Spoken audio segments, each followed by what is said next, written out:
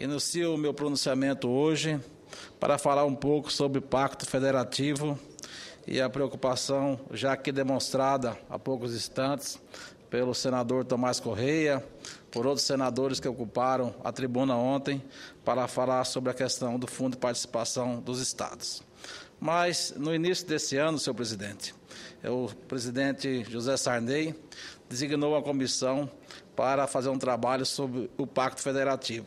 Essa comissão está prestes a entregar esse trabalho conclusivo a respeito da matéria, com algumas sugestões para reduzir o desequilíbrio financeiro entre as unidades da Federação.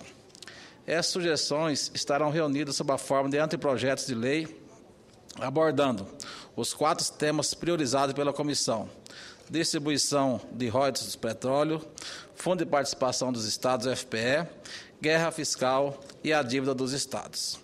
Já não era sem tempo, senhor presidente, que o Senado da República tomasse uma providência para tentar estabelecer o equilíbrio federativo.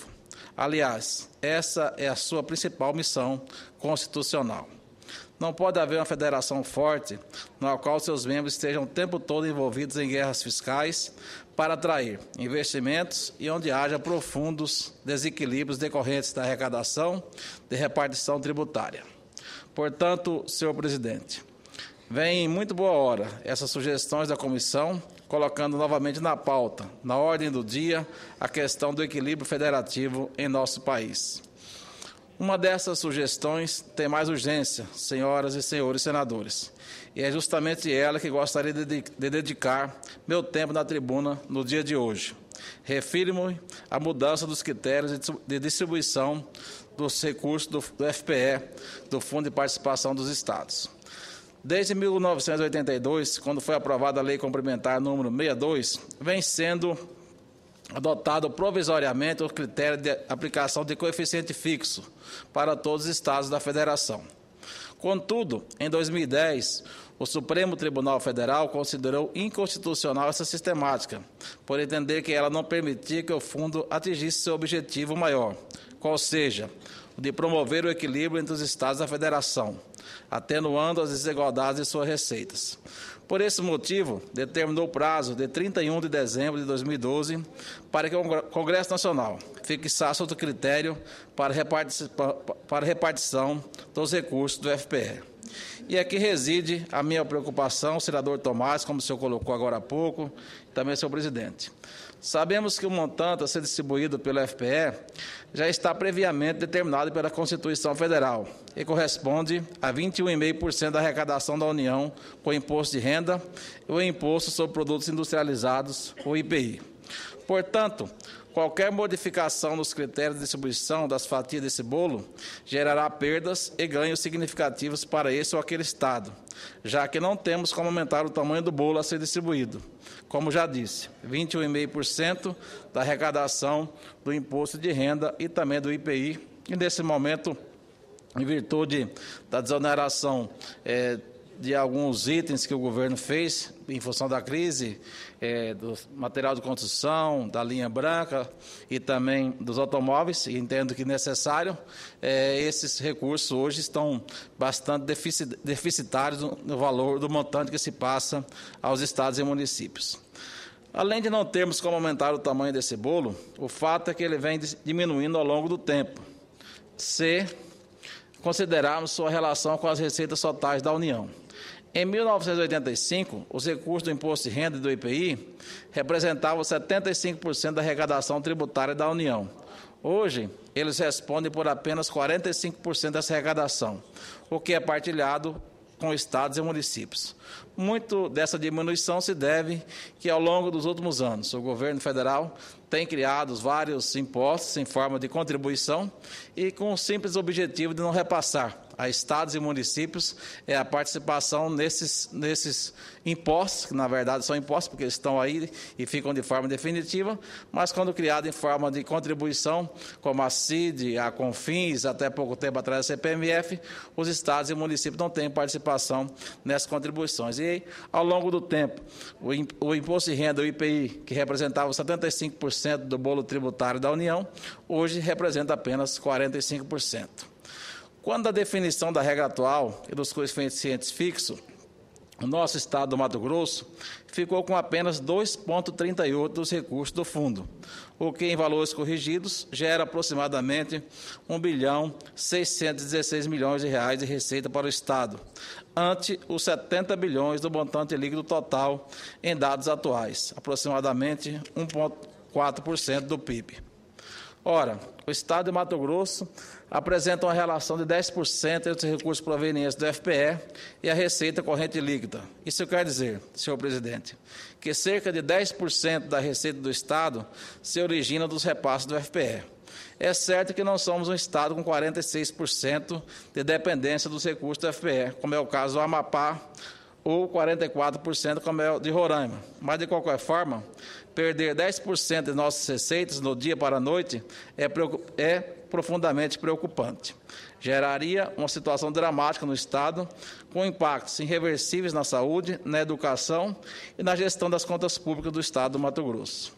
Então, essa é a nossa grande preocupação, nós parlamentares e toda a população mato-grossense.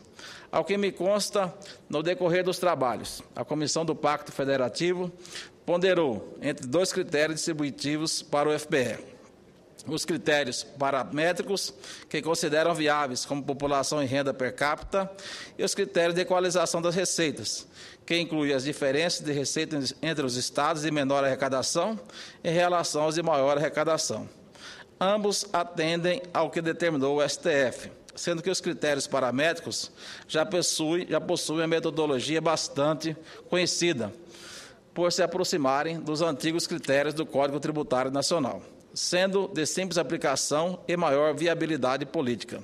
Todavia, apesar de dinâmicos, eles não possuem flexibilidade em relação às variações de receitas que podem ocorrer em razão de perdas de arrecadação de um Estado por algum fator imprevisto, como, por exemplo, citei há pouco a questão da desoneração do IPI em alguns setores que o governo tem feito provisoriamente. Já os critérios de equalização pecam por possuir uma metodologia mais complexa, mas atacam frontalmente o problema das desigualdades, funcionando como uma válvula que regula a transferência de recursos aos estados que mais precisam. É o modelo adotado em países como Alemanha, Canadá e Austrália. O fato, senhoras senadores e senhores senadores, é que a adoção de qualquer um dos critérios implicará perdas e ganhos para um ou para o outro estado. Ademais, outro problema que está na raiz, na gênese mesmo do FPE, é o que diz respeito à fonte financiadora do fundo, os recursos do imposto de renda e do IPI. Como são impostos que tendem a ter volumes mais expressivos em tempos de bonança, o FPE recebe mais recursos em tempo de crescimento econômico. Na crise, os valores do fundo se reduzem.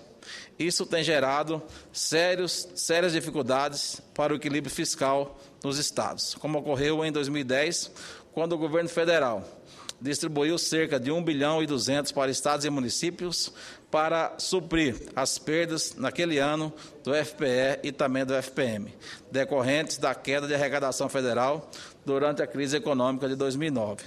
E agora, novamente, nós tivemos esses dias aqui a presença de vários prefeitos, mais de 1.000 prefeitos do Brasil todo, cobrando de novo o apoio do governo federal para ressarcir aos municípios recursos do FPM que estão perdendo em função da desoneração do IPI nesse momento de crise que também atravessa o mundo e, consequentemente, o Brasil.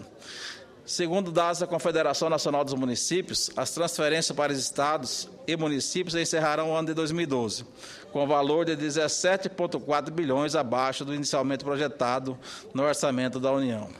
Portanto, senhor presidente, a bem da disciplina fiscal, seria interessante também que o montante do FPE não oscilasse ao sabor do ciclo econômico. Embora não esteja ligado diretamente ao FPE, há mais um assunto que me preocupa no âmbito da redefinição do Pacto Federativo.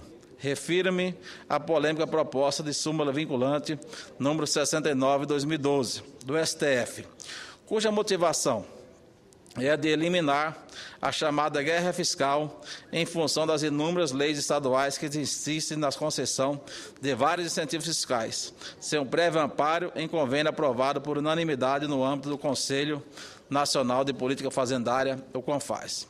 Se aprovada essa súmula pelo STF, significará um grave retrocesso dos ganhos econômicos e sociais, representando considerável perda do PIB estadual. Isso porque, de uma forma abrupta, ela liquida 23 estados da Federação, rompendo os benefícios fiscais e tributários que foram concedidos ao longo de dezenas de anos e o que conduz à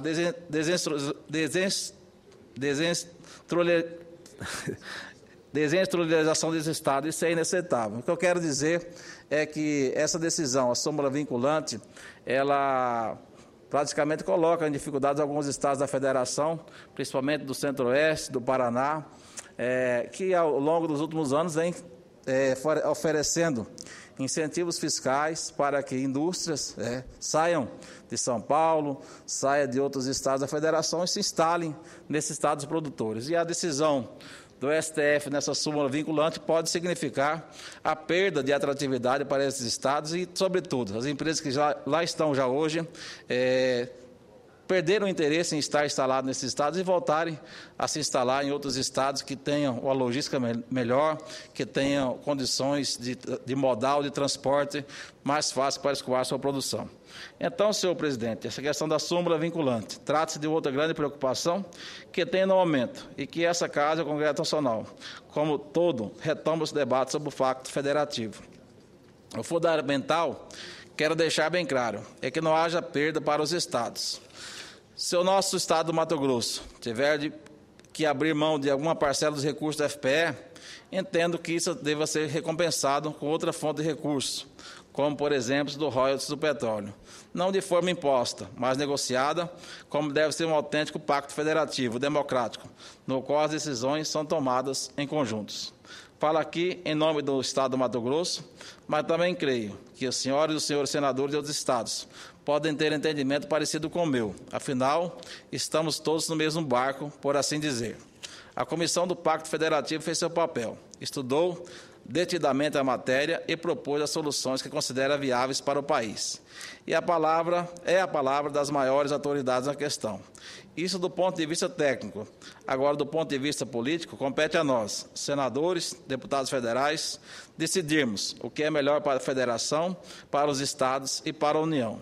Temos essa prerrogativa e esse dever constitucional perante a nação brasileira.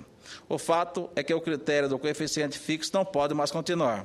Tem data certa para acabar, que é 31 de 12 de 2012. Se não mudarmos essa regra até lá, no ano que vem, corremos o risco de não contarmos com qualquer respaldo jurídico para os repasses da União ao FPE, o que poderá gerar o caos na Federação Brasileira. Que nós, senadores, deputados, reunidos no Congresso Nacional, a partir do mês de novembro, possamos encontrar o melhor caminho para essa matéria tão urgente, tão importante, para que não haja prejuízos, nem para o Estado do Mato Grosso e nem para nenhum Estado da Federação. Esse é o meu maior desejo nesse momento. Eu agradeço, é o que eu tinha a dizer. Muito obrigado e uma boa tarde a todos.